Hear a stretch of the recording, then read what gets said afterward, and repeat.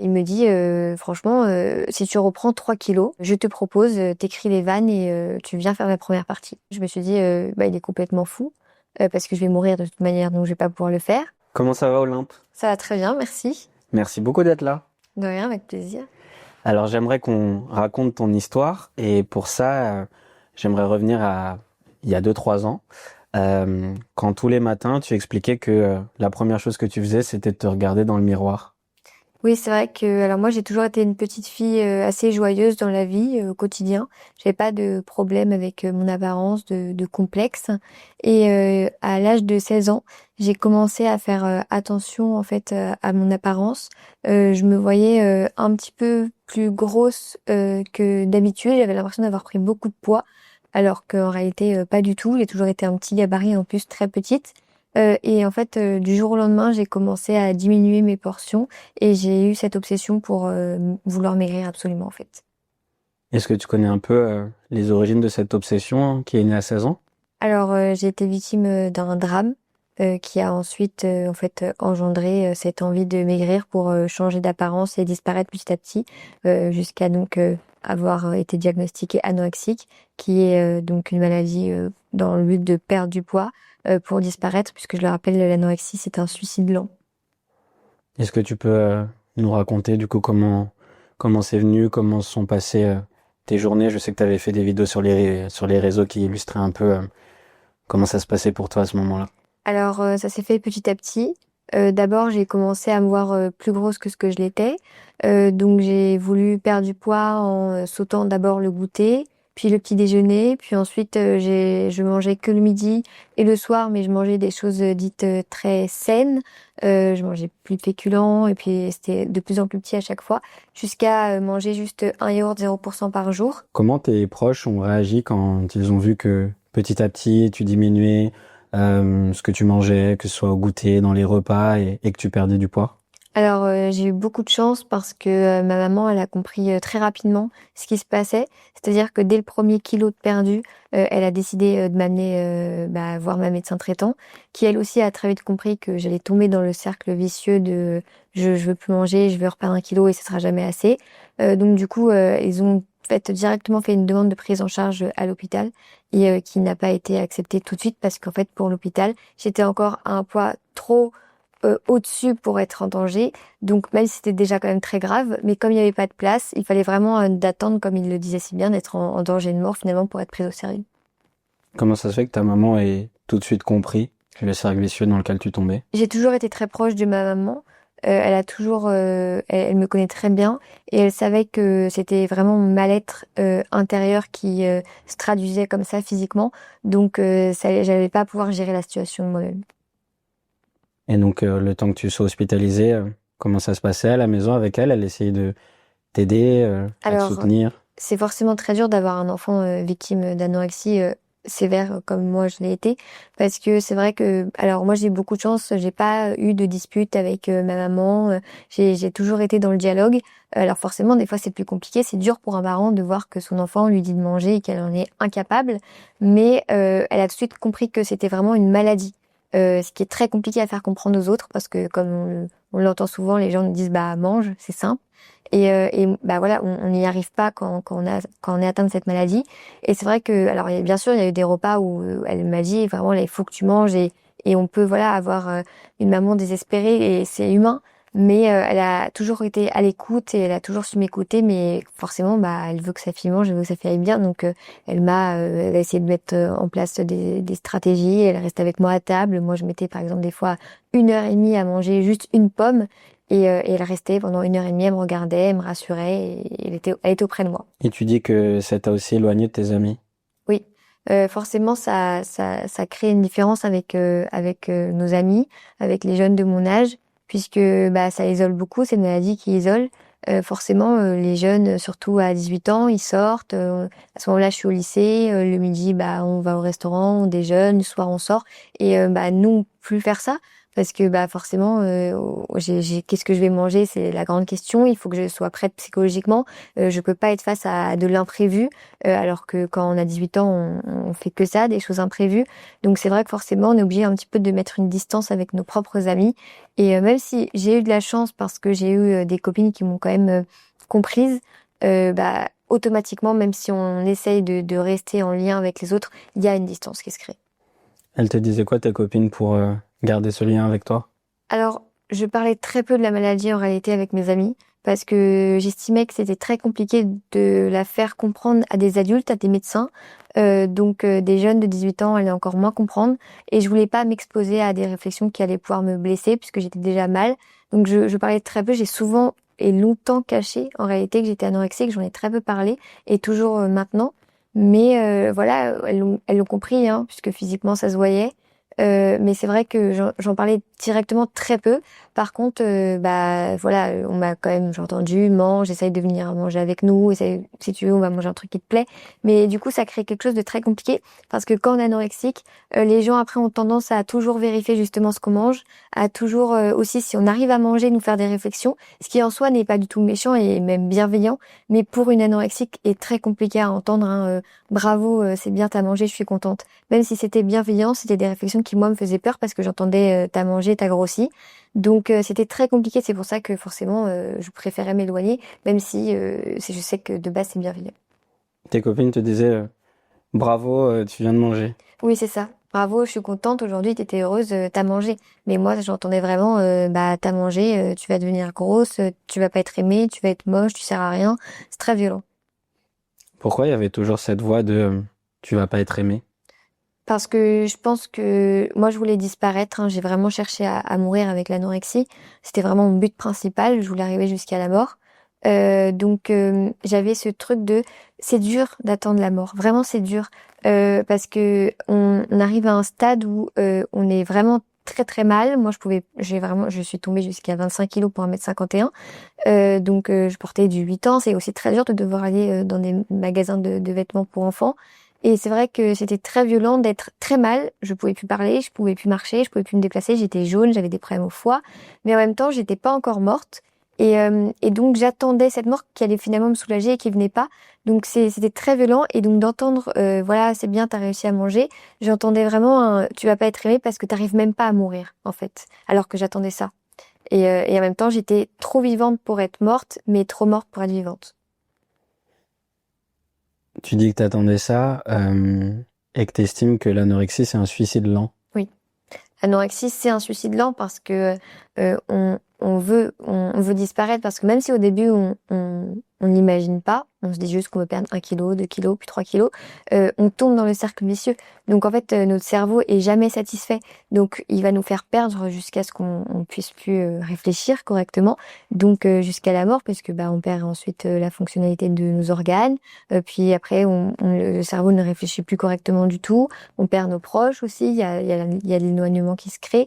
Et puis à la fin, quand on n'a plus rien autour de nous, eh ben on veut juste mourir parce qu'on peut plus se regarder dans le miroir. Alors moi je suis arrivée à un stade où forcément quand je faisais 25 kilos, je me voyais quand même plus maigre qu'avant, mais je me voyais encore très grosse en fait finalement. Je me suis jamais vue comme ce que j'ai été réellement, même avec la sonde dans le nez, même vraiment avec tous les médecins qui me disaient autour de moi que j'allais mourir.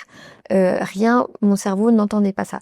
Vraiment mon cerveau entendait t'es pas une bonne personne, il faut que tu partes et vraiment c'était la mort quoi. C'était à cause du drame que t'avais vécu? Oui, oui. Alors euh, s- tomber dans l'anorexie c'est à cause du drame. Maintenant vouloir mourir c'est vraiment l'anorexie pour le coup, c'est la maladie parce que c'est le processus une fois que la maladie est dure. Forcément, c'est très rare du moins de s'en sortir tout seul et de remonter la pente tout seul. Il y a besoin d'un accompagnement qui aujourd'hui en France n'est pas du tout suffisant, puisque je pense en tout cas moi que l'anorexie est une maladie qu'on ne sait pas guérir. Si moi j'étais démunie, si mes parents étaient démunis, je pense que les médecins auraient été tout autant. Mais ils essayent de faire ce qu'ils peuvent, mais aujourd'hui on n'a clairement pas les moyens et c'est un désastre. Pour les gens qui connaissent mal cette maladie, est-ce que tu peux expliquer un peu plus en détail les mécanismes qui entrent dans la tête justement et qui petit à petit créent ce suicide qui est lent, de toutes ces voix que tu entends, de cette impression d'être plus grosse que tu ne l'es, la dysmorphie, etc. Voilà, pour qu'on comprenne un peu comment tout ça se joue. C'est vrai que souvent les gens qui connaissent pas réellement la maladie, pour eux c'est juste ne pas manger.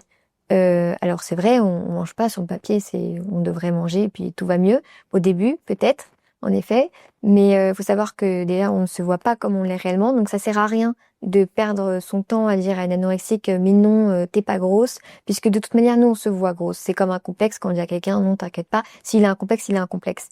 Donc à un moment on se voit comme ça, mais si ça part d'une bonne intention ça sert à rien. Et on va toujours vouloir se rassurer en mangeant des légumes parce que on dit que ça fait pas grossir, mais pas parce que on en a envie, parce que vraiment dans notre cerveau on entend cette voix on peut parfois penser que c'est de la folie, mais on entend vraiment cette voix qui nous dit que il faut manger ça. Si on mange autre chose, on va être une mauvaise personne, on va être grosse, on va servir à rien. Et en fait c'est très violent parce que quand cette voix parle toute la journée, à bout d'un moment c'est humain, on l'écoute. Et donc, même notre entourage, s'il nous dit, voilà, t'inquiète pas, t'es pas comme ça va pas te faire grossir de manger ci, de manger ça.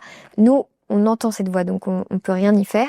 Donc c'est comme ça. Et puis après, plus ça devient violent et plus ça s'installe dans le temps, plus il y a plus que c'est plus qu'une question de nourriture, mais c'est une question de santé, de comment fonctionne notre corps. Après, on perd. Moi, j'ai perdu la fonctionnalité de mon foie. Enfin, mon foie, j'ai eu la chance que j'ai eu juste une hépatite très sévère et j'ai pas eu besoin d'avoir d'opération ou autre, mais j'avais un foie quand même qui était en train de se détériorer quand même assez sévèrement.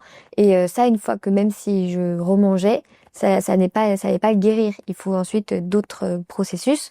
Donc, plus la maladie s'installe dans le temps, plus c'est plus une question de juste manger. C'est une question vraiment c'est une maladie. Il faut la soigner avec des médicaments, des interventions, une pause de la sonde comme je l'ai eu, qui est quand même un soin qui est très douloureux. Donc c'est vraiment une maladie, c'est pas juste ne pas manger, même si en effet je peux comprendre sur le papier, au début on pourrait juste manger et ça le ferait, mais c'est beaucoup plus compliqué que ça. Est-ce que tu peux nous expliquer un peu justement le temps qu'a pris tout ce processus, vraiment quand ça a commencé, de quelle manière ça s'est installé, et en combien de temps la maladie a pris le dessus? Moi, j'ai été victime d'anorexie très sévère, hein, donc ça a été très rapide pour moi. Ça s'est étalé sur 3 mois. Je suis passée donc du premier jour où je saute un goûter à un fromage 0%, ce qui m'amène à être en danger de mort donc très rapidement, puisqu'au bout de 3 mois, en fait, je perds 17 kilos. Donc c'est beaucoup et très rapidement. Et mon corps, j'étais, comme je l'ai dit, un petit gabarit. J'ai toujours été en plus en dessous de la courbe, alors que j'avais quand même mon poids de santé. Donc ça a été très violent et ça s'est très vite vu en fait. Et en ce qui concerne ton moral, comment tu te sentais à ce moment-là? Alors à ce moment-là, c'est vraiment deux sentiments différents. À la fois, je sens que je m'affaiblis, hein, puisque je mange plus, donc j'ai du mal à marcher, j'ai du mal à parler, je deviens très pâle.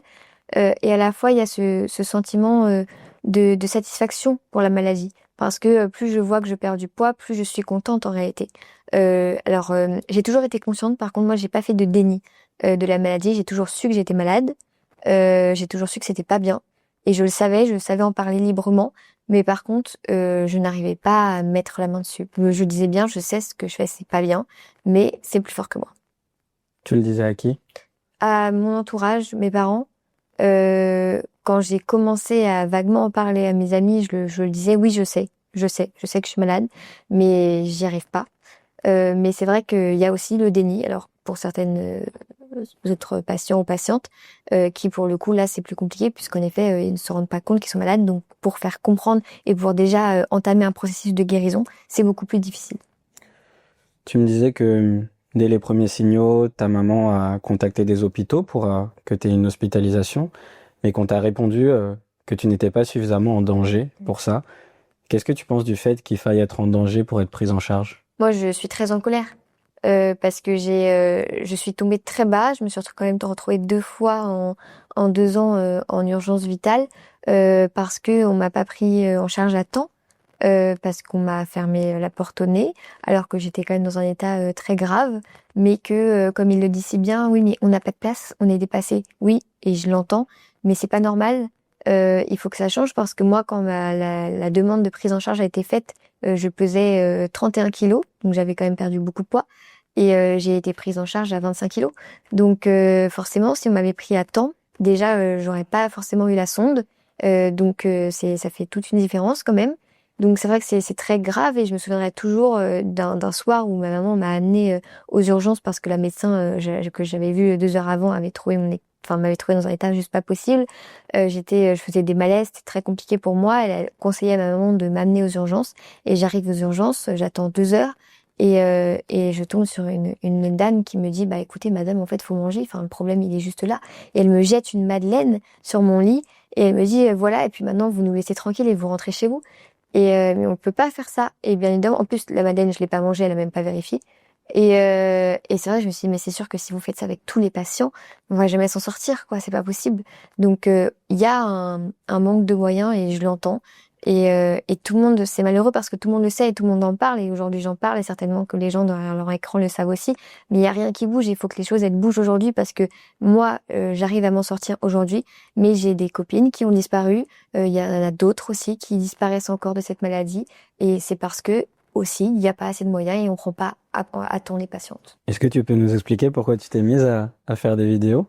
Alors, donc moi, je me suis mise à faire des vidéos avant ce passage en clinique. Je me suis mise à faire des vidéos lors de ma première hospitalisation parce que j'aimais beaucoup l'humour depuis toujours. C'était toujours un moyen pour moi de surmonter les épreuves. Et c'est vrai que le temps était très long, j'avais plus le droit d'aller à l'école, donc c'était compliqué pour moi. Et comme je dis, j'étais une fille très joyeuse, donc je me suis dit bah pourquoi pas ouvrir un compte Instagram où je vais faire des vidéos et je vais voilà exprimer clairement ma ma joie de vivre que j'avais pas réellement en réalité sur le moment puisque j'étais très malade. Mais dès que j'avais un peu de force comme ça me mettait un peu de baume au cœur.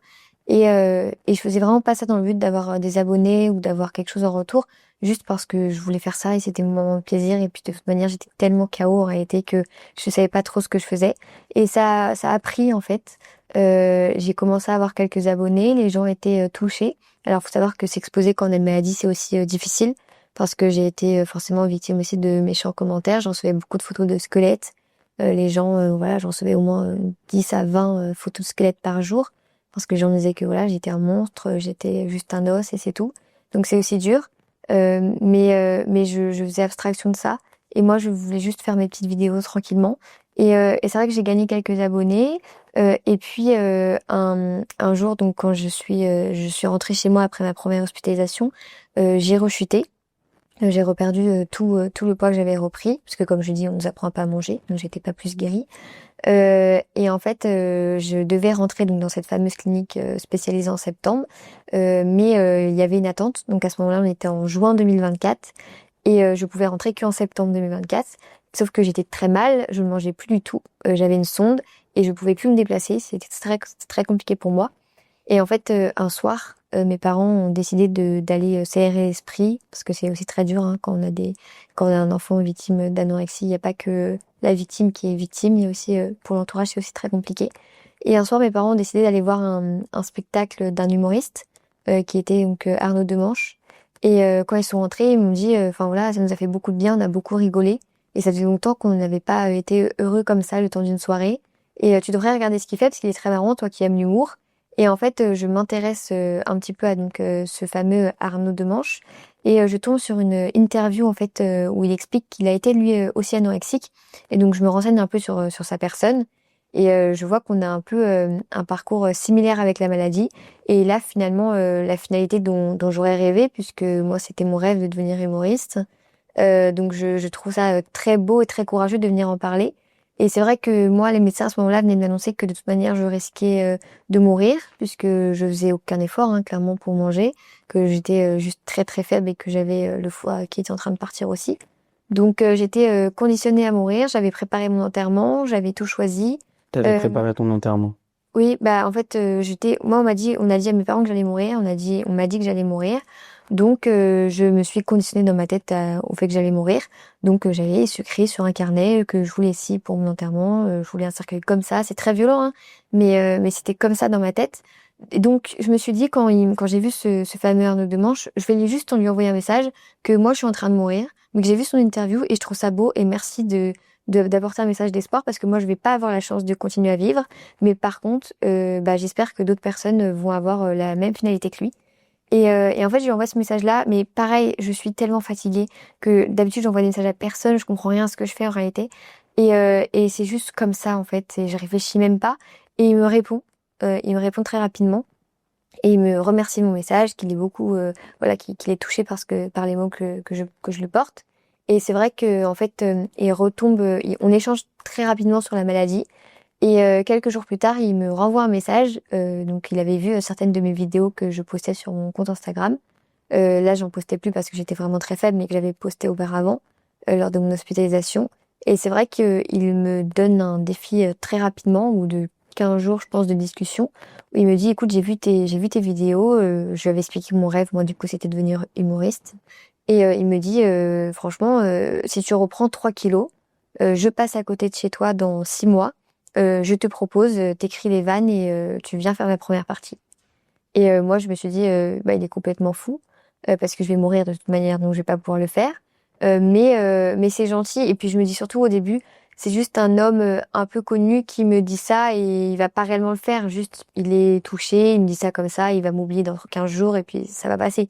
Donc c'est vrai que je trouve ça gentil, mais je lui dis oui hein, quand même, hein. Moi je lui dis oui parce que de toute façon je pense que je vais mourir, donc je veux quand même lui dire oui parce que je réfléchis pas et je suis très fatiguée. Mais c'est vrai que j'y crois pas trop. Et très vite, en fait, il revient vers moi et il me continue à m'en parler et il me demande, enfin, il me dit que voilà, il a vu avec son équipe, que c'est OK. Donc, je me dis que c'est quand même concret, il a quand même d'être sérieux. Donc, je me dis, c'est quand même cool, enfin, il me propose ça. Et à la fois, j'en rêve, c'est vraiment mon rêve. Donc, je me dis, c'est une opportunité, c'est génial. Je suis la plus heureuse. Et à la fois, je me regarde chez moi en train de dépérir, quoi. Et je me dis, mais je vais jamais pouvoir le faire. Je vais jamais avoir le temps d'être soignée dans cette clinique parce que je vais jamais avoir le temps de survivre jusqu'à mon entrée dans cette clinique. Donc comment je vais faire? Et en fait, il a été d'un soutien chaque minute parce qu'il m'a envoyé des messages régulièrement en fait pour prendre de mes nouvelles. Et c'est ce qui m'a maintenue. Moi, j'étais chez moi en train de dépérir. C'était très compliqué d'attendre cette place en clinique. Et il m'envoyait des messages régulièrement pour que j'avance. Il me demandait des photos de mes repas. Et en fait, ça peut paraître un petit peu bizarre parce que on peut se dire pendant 3 ans, j'entends ma famille, les médecins me dire que je vais mourir, me dire de manger, ça fonctionne pas. Et pourtant, c'est ma famille. Et là, un inconnu, j'y arrive plus facilement. Donc c'est vrai que ça peut être parfois difficile et peut-être aussi même parfois compliqué pour ma maman, qui elle m'aidait, qui avait pourtant aucun pouvoir finalement. Que là, un inconnu arrive lui à m'aider, ça pouvait être aussi peut-être difficile pour elle. Mais en fait, je pense que j'ai pris ça comme c'est la seule personne qui, à un moment donné où tout le monde m'a vu en train de mourir, lui a dit ok, t'es en train de mourir si tu veux, mais t'as le choix. Moi, je te propose la vie. Si tu veux mourir, bah, fais ce que tu veux, on se connaît pas, hein. Mais moi, je te propose un truc dont tu rêves. Maintenant, fais comme tu veux. Et il m'a vu finalement comme quelqu'un quand même de vivante, là où tout le monde me voyait morte. Et moi, ça m'a touchée. Et je me suis dit, il me fait quand même, enfin voilà, il me fait confiance. Je peux pas vraiment trahir sa confiance. Donc j'ai tenu bon jusqu'en septembre 2024 pour rentrer dans cette clinique. Je suis rentrée à temps puisque je suis rentrée très très très affaiblie. Et donc quand je suis rentrée donc en clinique en septembre 2024, on me coupe de tout. Donc on me prend mon téléphone comme j'ai expliqué. J'ai plus de contact forcément avec Arnaud à ce moment-là. J'ai plus de contact avec mes parents. Mais j'ai cet objectif de scène qui était en janvier dans la tête toujours qui me reste. Et je me dis peut-être que c'est vrai, peut-être que c'est faux. En attendant, si j'arrive à reprendre du poids, ces fameux 3 kilos, peut-être que je vais pouvoir réaliser un rêve de petite fille. Donc ce que j'ai fait, c'est que comme j'avais rien à ma disposition, j'ai pris un carnet et j'ai écrit sur tout ce qui se passait dans cette clinique. Et en fait, j'ai tout mis sous forme de vannes. Et quand j'ai récupéré mon téléphone en novembre, je lui ai tout envoyé en fait. Et là, ça a été un peu la surprise parce que j'avais un peu peur. Je me suis dit, est-ce qu'il va se souvenir de moi déjà? Est-ce qu'il va me trouver drôle quand même? On sait jamais. Et puis, est-ce que moi, je vais réussir à sortir de cette clinique? Parce que les médecins, eux, c'était impossible. Je pouvais pas sortir, encore moins pour aller continuer à faire des vidéos sur Internet parce que c'était pas apprécié, et encore moins pour monter sur scène parce que les médecins savaient que je parlais de ce qui se passait. Donc forcément, c'était un drame. Donc du coup, je savais que si je voulais vraiment sortir, il fallait vraiment être en bonne santé parce que les médecins n'allaient pas m'aider hein, pour réaliser mon rêve. Donc j'avais pas le choix. Et en fait, je lui envoie tous mes textes. Il me répond, donc il m'a pas oublié. Il me dit qu'il est plutôt épaté parce que honnêtement, voilà, il me dit très honnêtement, j'aurais pensé que j'allais devoir écrire une première partie de 5 minutes à une jeune et puis la faire monter sur scène et puis voilà. Et en fait, il me dit, tes vannes sont drôles. Tes vannes sont drôles, c'est vraiment drôle. Alors c'est très trash, mais c'est drôle. Et donc forcément, il a fait quelques petites modifications parce que lui, il a le métier, voilà, il connaît les règles, mais il a laissé quand même pratiquement tel quel mon texte que j'avais écrit. Et il me dit, bah écoute, si tu t'as repris 3 kilos, moi c'est toujours ok pour janvier. Et C'était quoi les vannes un peu trash? moi je parlais, je vais pas spoiler, il va falloir venir me voir maintenant. Mais c'était beaucoup au travers la sonde. Je parlais de la sonde, de ce fil qu'on nous met dans le nez, des repas thérapeutiques avec toutes les anorexiques où on a l'impression que c'est une conférence comme à l'Assemblée nationale, c'est une catastrophe. Je parlais de tout ça et tout ce qu'on ne peut pas réellement dire en réalité parce que c'est pas bien de le dire si on le dit sérieusement. Donc du coup, ça m'a permis moi de me faire beaucoup de bien et aussi une grosse thérapie sur ce que je vivais quand même qui était très dur, notamment l'enfermement. Et c'est vrai que il m'a dit c'est très drôle. Donc moi j'ai continué à prendre du poids j'ai eu la chance de pouvoir sortir puisque j'avais réalisé mon contrat de poids avec la clinique. T'avais pris combien de kilos? Et j'ai repris 6 kilos, donc lourd quand même. Et donc je suis sortie pour Noël, quelques jours avant Noël, en décembre 2024. Je suis montée sur scène le 17 janvier 2025. Donc ça a été très rapide parce que du coup, en fait, j'ai vécu 4 mois d'enfermement. Et en fait, quand je suis ressortie, j'ai redécouvert ma famille, déjà, que j'avais plus vue. Ou du moins très peu, parce que sur la fin, ma maman avait le droit de venir 1 heure par semaine. Et c'est vrai que j'ai redécouvert la vie.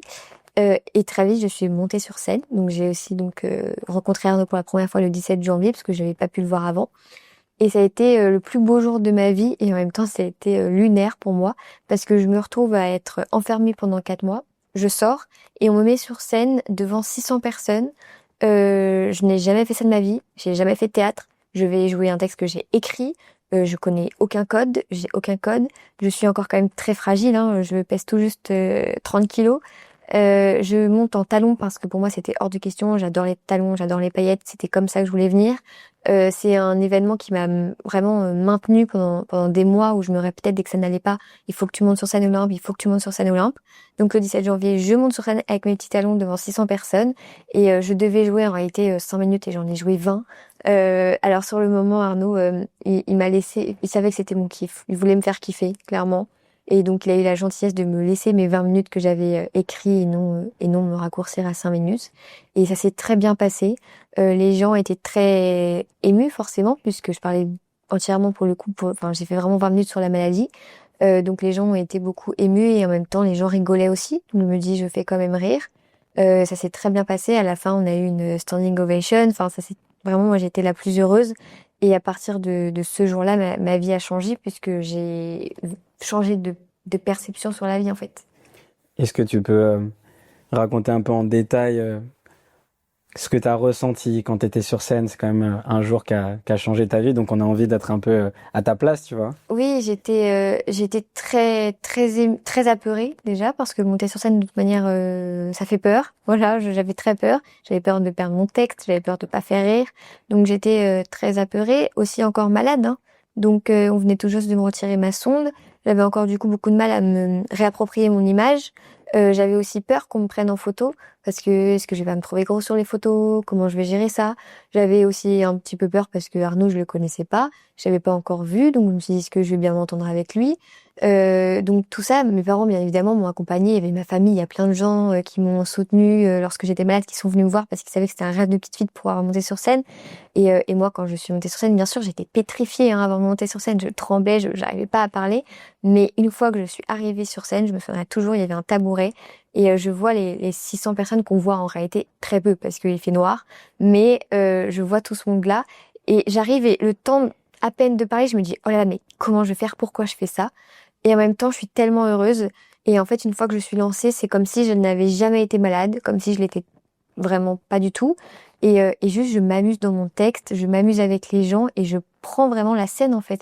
Et je me dis, c'est ça que je veux faire. Parce qu'en réalité, c'était mon rêve, mais on sait jamais si finalement ça va nous plaire. Donc, je suis ressortie, j'ai dit, vraiment, c'est ça que je veux faire. Je suis sortie en larmes, mais en larmes de joie et en même temps, je déstressais, toute la pression retombait. Et puis aussi, il fallait réaliser, je venais tout juste de sortir, ça faisait même pas un mois que j'étais sortie de clinique. C'était très violent. Je me disais, qu'est-ce qui se passe? Enfin, il y a plein de gens, j'ai jamais vu autant de personnes depuis des mois. J'ai jamais, enfin, ça faisait un an que j'arrivais plus à parler. Qu'est-ce qui se passe? Donc là, j'ai un micro, j'ai le pouvoir, on m'entend, on m'écoute. Et moi, j'avais besoin de ça, j'avais besoin qu'on m'écoute.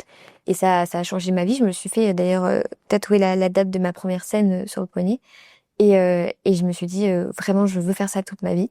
Et en fait, ça s'est tellement bien passé que ce soir-là, il y avait un producteur dans la salle qui organisait donc un festival dans la région, qui est venu me voir et qui m'a dit, écoute, j'ai apprécié ton passage. Si tu veux, dans 2 jours, il y a un autre concours.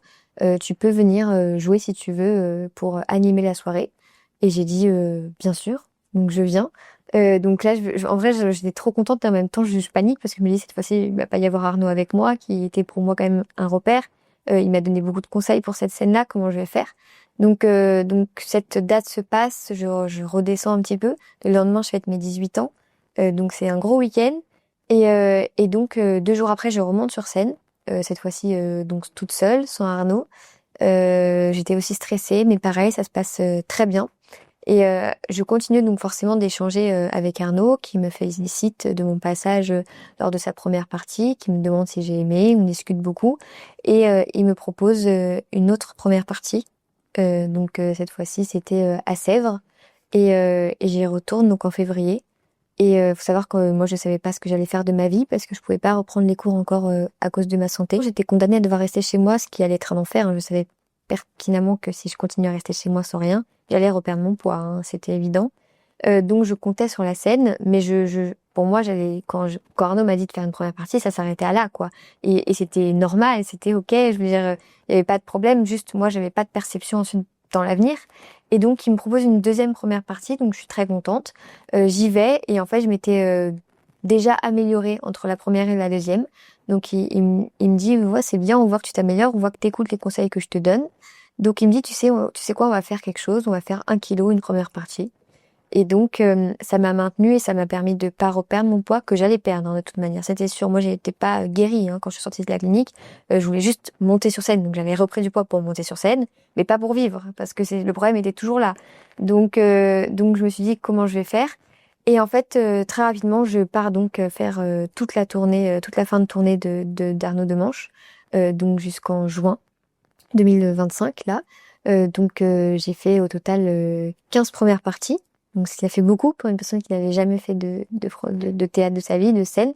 Et c'est vrai que ça a été 15 scènes que j'ai adorées à chaque fois, réellement.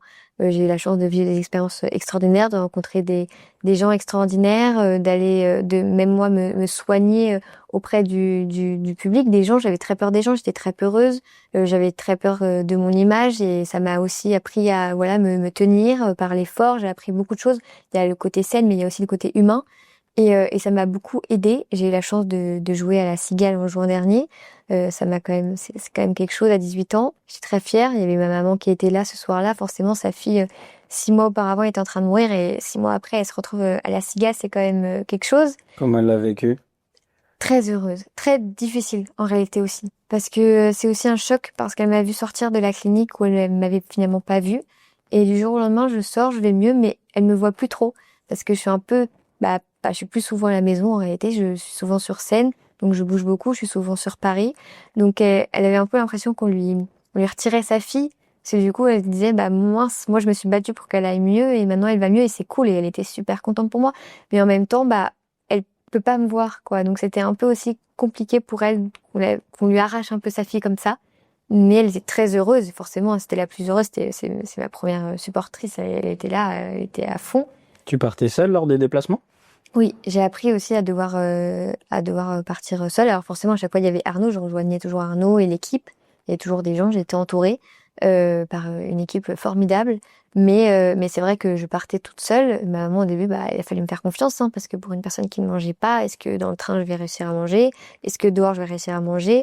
Le monde du spectacle, c'est un monde où forcément, il y a beaucoup de restaurants, beaucoup de déjeuners professionnels. On mange pas forcément à midi, hein, on peut manger le repas du midi qu'à 16 heures. Il faut casser beaucoup de codes, ou avec l'anorexie, ça peut être difficile. Parce que moi, par exemple, je me souviens, hein, quand j'étais très très malade, je pouvais manger que s'il était 11h42. S'il était 11h43, je ne pouvais pas manger. C'était pas possible. Il fallait attendre le lendemain, 11h42. Je pouvais manger que s'il était 42.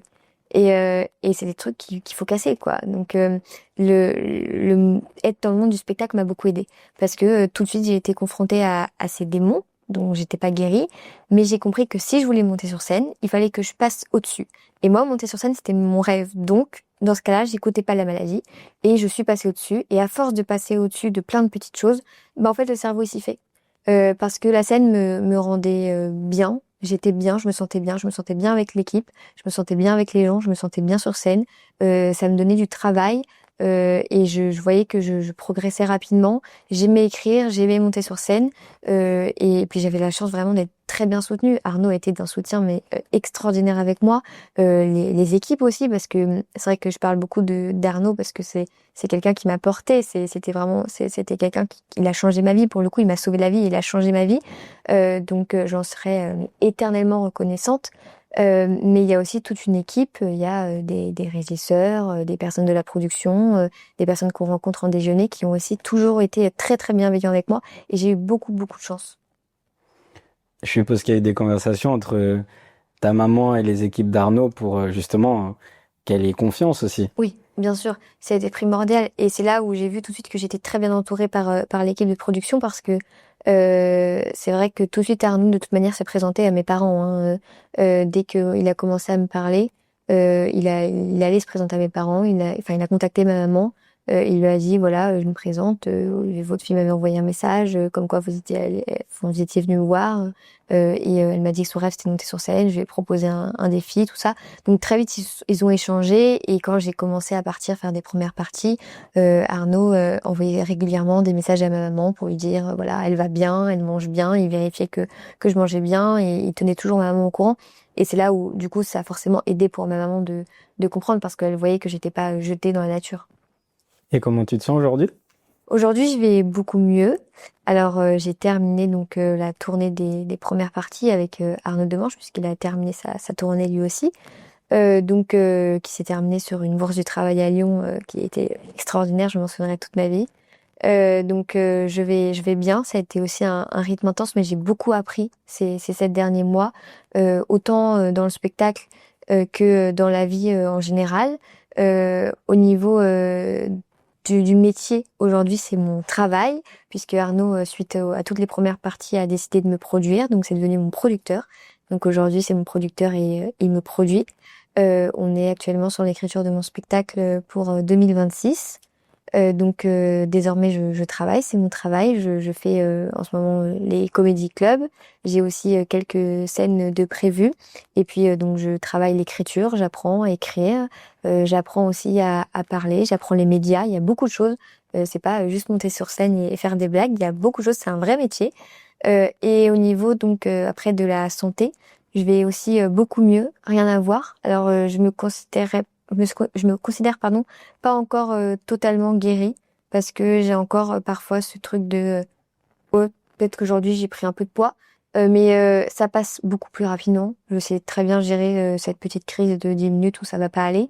Mais je mange correctement. Je mange facilement au restaurant. C'est quelque chose qui m'a beaucoup aidé, bizarrement.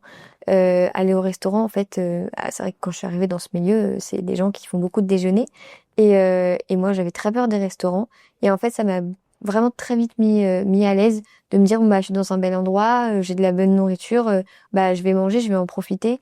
Et je suis avec des gens qui m'apprennent des choses et c'est intéressant. Et du coup, c'est quelque chose qui m'a beaucoup aidée et qui n'était pas du tout compliqué pour moi le restaurant. Aujourd'hui, je mange comme un humain doit manger. Forcément, il y a encore des aliments qui me font plus peur que d'autres. Il y a encore certains repas, voilà, par exemple, vous me mettez demain une assiette de frites, je vais forcément plus réfléchir que quelqu'un qui n'est pas malade. Mais j'arrive quand même à passer au-dessus. Donc ça va beaucoup mieux. J'ai plus de suivi à l'hôpital puisque j'ai plus de problèmes de santé. Je suis en bonne santé, mis à part que j'ai pas encore récupéré un poids de forme. Mais au-delà de ça, ça va beaucoup mieux. Mes résultats sanguins sont bien. Je peux monter sur scène et je sais de toute manière que si je veux jouer mon spectacle en 2026, 1h15, il faut absolument que j'ai acquis mon contrat de poids pour tenir parce que c'est très énergivore, c'est très fatigant Et bien évidemment que j'ai envie de monter sur scène, donc bien évidemment que je vais prendre ce poids, c'est ma motivation pour le coup. Aujourd'hui, moi, j'ai l'anorexie déjà actuellement que j'essaie de guérir à 100%. Et à côté de ça, je fais aussi ma thérapie sur ce que j'ai vécu.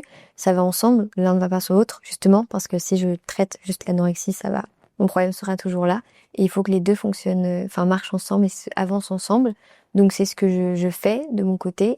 Et après, j'ai la scène aussi qui m'aide beaucoup à m'épanouir dans la vie de tous les jours. La scène n'est pas ma thérapie parce que je suis pas venue là pour faire ma thérapie sur scène. Sinon, dans ce cas, je vais prendre une psy et c'est pareil. Mais par contre, ça m'aide à m'épanouir, à avoir des objectifs, à être heureuse. Et comme je dis, pour moi, c'est la scène, c'est ma passion, c'est ce qui me fait vibrer aujourd'hui, c'est ce qui m'aide dans la maladie et au quotidien. Mais peut-être que pour d'autres, ça va être le dessin, le chant, les jeux vidéo. Mais il faut vraiment s'accrocher à ses passions et pas lâcher, en fait. Parce que c'est vrai que avec cette maladie, et je pense que c'est le cas pour beaucoup d'autres maladies en réalité, on a tendance à après parler que de ça, s'enfermer, les gens nous parlent que de ça. Moi, quand j'étais malade, on me parlait que de ma maladie. Et c'est vrai qu'il faut pas oublier la personne qu'on était avant. J'ai eu une vie avant d'être anorexique. J'ai été anorexique, mais je vais aussi avoir une vie après. Et il faut aussi faire le deuil un petit peu de l'anorexie. Et je sais que parfois c'est difficile, mais par exemple ma première partie en janvier était basée que sur l'anorexie. Aujourd'hui, ce que je présente parle très peu d'anorexie parce que je veux pas qu'on me résume à l'anorexique. Je veux pas que les gens pensent que je suis la petite fille qui est sortie de l'hôpital et qui est montée sur scène. C'est bien sûr, c'est vrai et j'en suis la plus heureuse, mais j'ai plein d'autres choses à proposer. Je suis pas que anorexique et je le serai bientôt plus, j'espère. Donc, il y a pas que ça. Merci infiniment, Olympe. Merci beaucoup.